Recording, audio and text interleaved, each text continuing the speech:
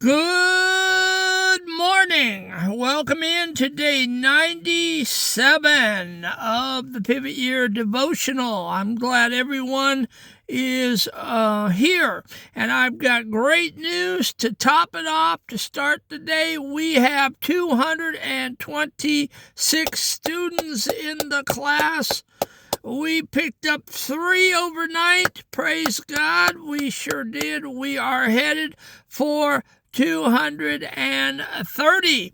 And so if you know anyone that is traumatic, anyone that is triggering, anyone that needs a recovery group, anyone that needs an accountability partner, anyone that has wanted to do resolutions and keep them, this is the place to do it. We are 97 days into our resolution. We said January 1st we were going to do 365 devotions out of the Pivot Year book by Brianna Wiest.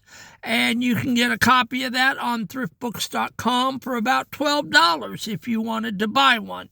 No, I'm not promoting them, and no, I don't get a dime from them. I just happened to be on there yesterday looking to see if she had any other titles besides that one, and I saw that. The price was about $12.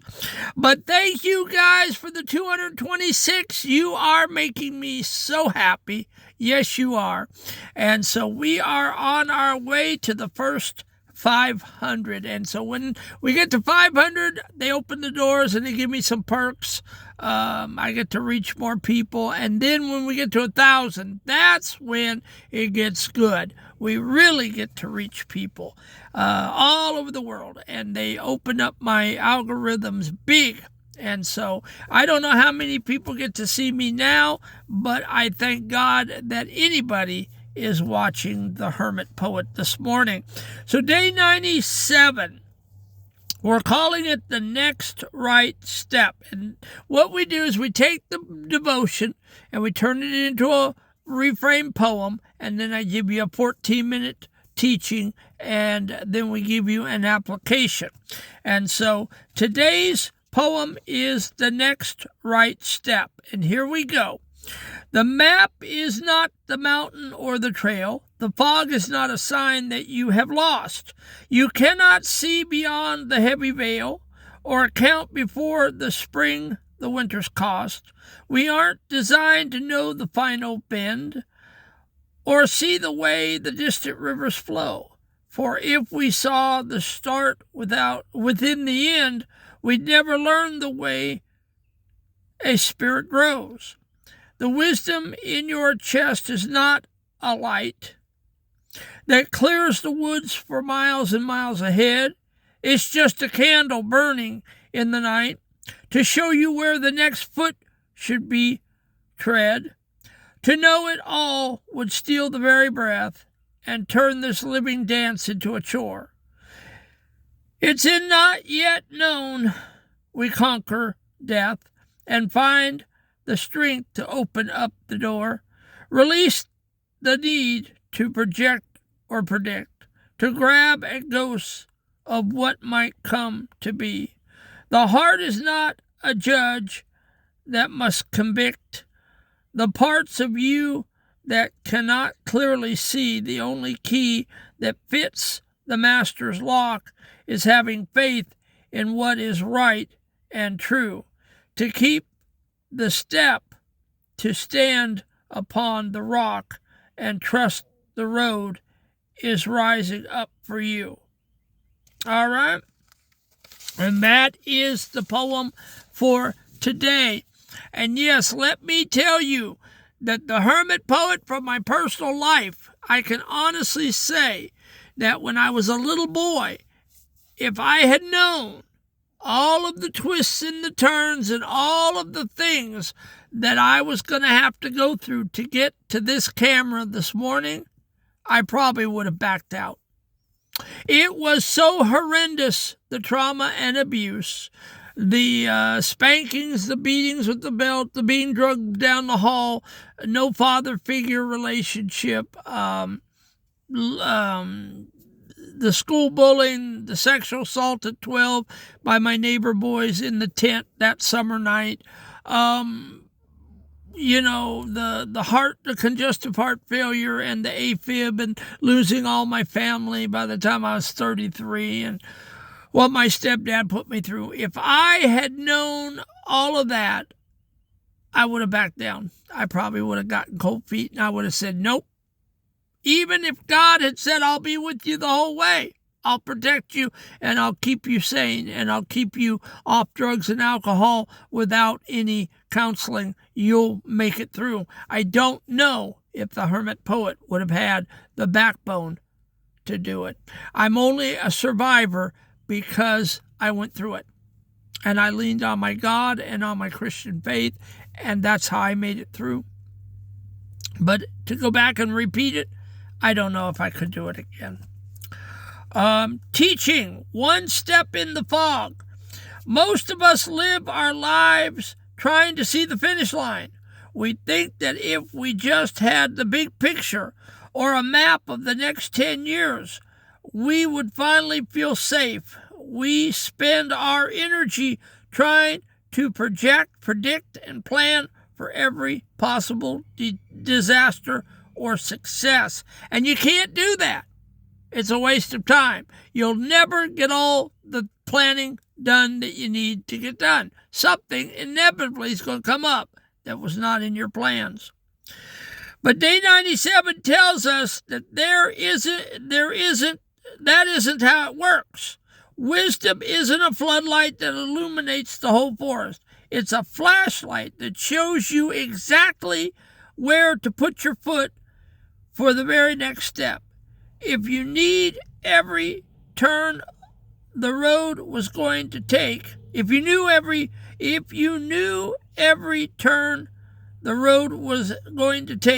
there would be no reason to actually walk it. The not knowing isn't a mistake. It's the point of being alive. And so, yes, I owe it all to my God. Yes, I do. Because if he had shined a light on my entire life before I walked it, I probably would have freaked out.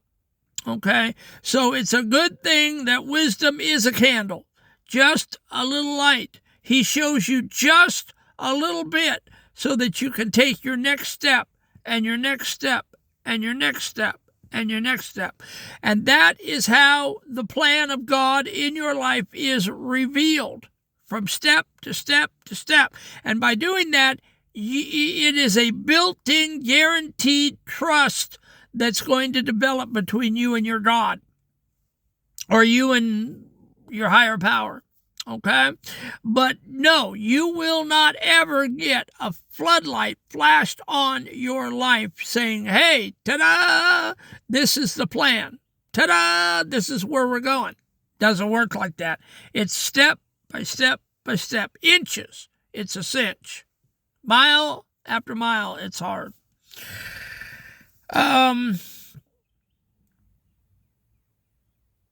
Attachment to what ifs.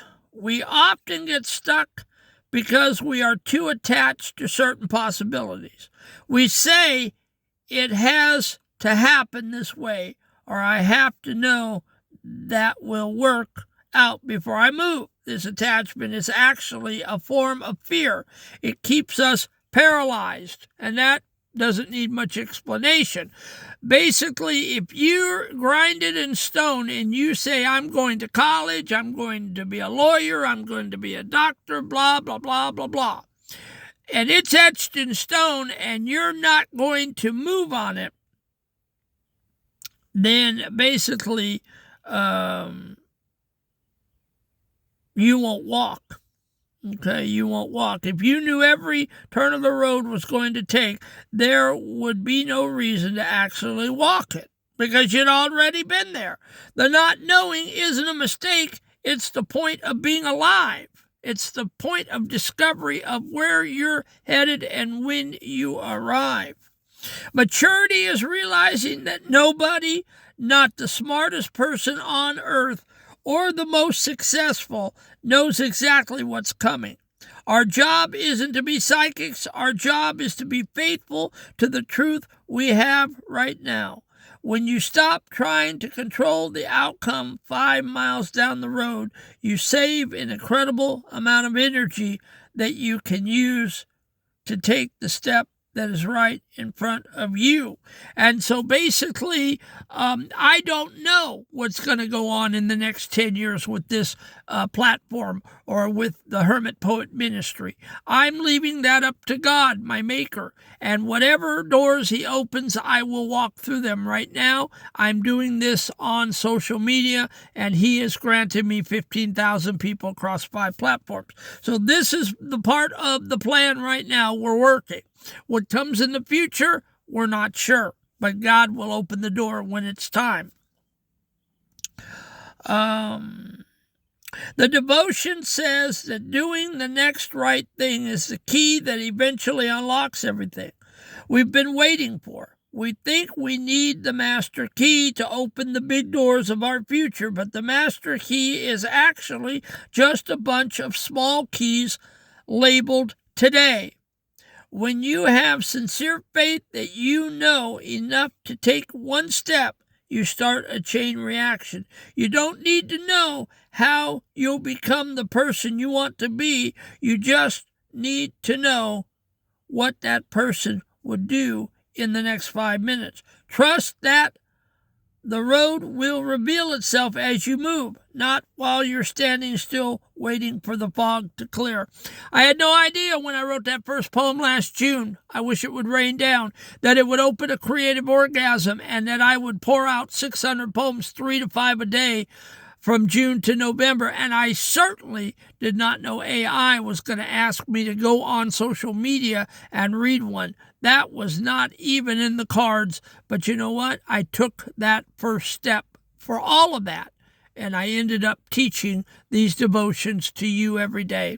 And so, one step at a time.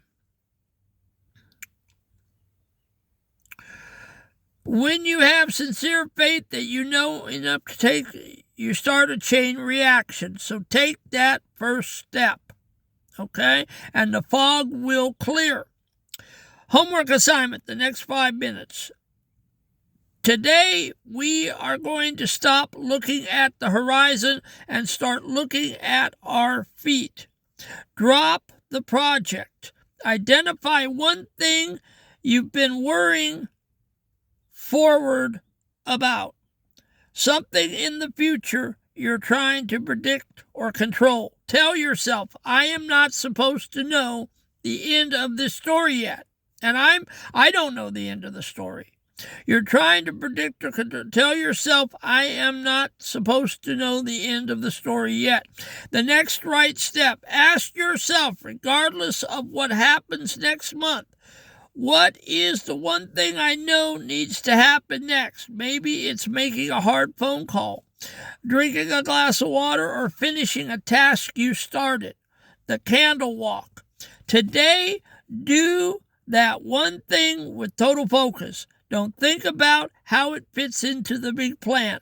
Just do it because it's the next right step. And the goal, to prove yourself that you can navigate the fog as long as you can see the ground right in front of you. And that is the devotion for today. So step by step, inch by inch, it's a cinch. You know, you're just taking one step at a time, and stop focusing on all the future plans. It's too much for any human being. Okay? You just take that first step and let the maker, God, the man upstairs, do the rest. But he's asking you today, take that first step. Okay? Take that first step to your healing. Take that first step to your trauma. Take that first step to getting up out of the floor and stop triggering. Take that first step, get off the ledge, put the gun down, stop thinking suicidally. I'm telling you, stop. And just think about taking that first step with the Hermit Poet. Get in this van. If you're not in this van every day, get in this van every day and give this Hermit Poet 14 minutes a day. This can be the anchor to your life. This can be the one sure thing in your life that you can count on every day. This face is going to come at you every day with some kind of Pivot Year devotional to start your day, to help you through your pain and your sorrow and your struggle. All right, guys, listen, we got to run. If you know anyone that is traumatic or needs us, please be missionaries and get out there and spread the word. Tell them there's a strange old man in a van, and he's preaching the gospel of the Pivot Year devotion. And he's talking about what your pain and your sorrow is all about. It's not for nothing, and there is not a cosmic killjoy up there that's bashing in your brains, just punishing you. It doesn't work like that. There is purpose behind all of this. We've talked about it. There's 97 now today, devotions. Go back and look at them. They're in the Pivot Play list.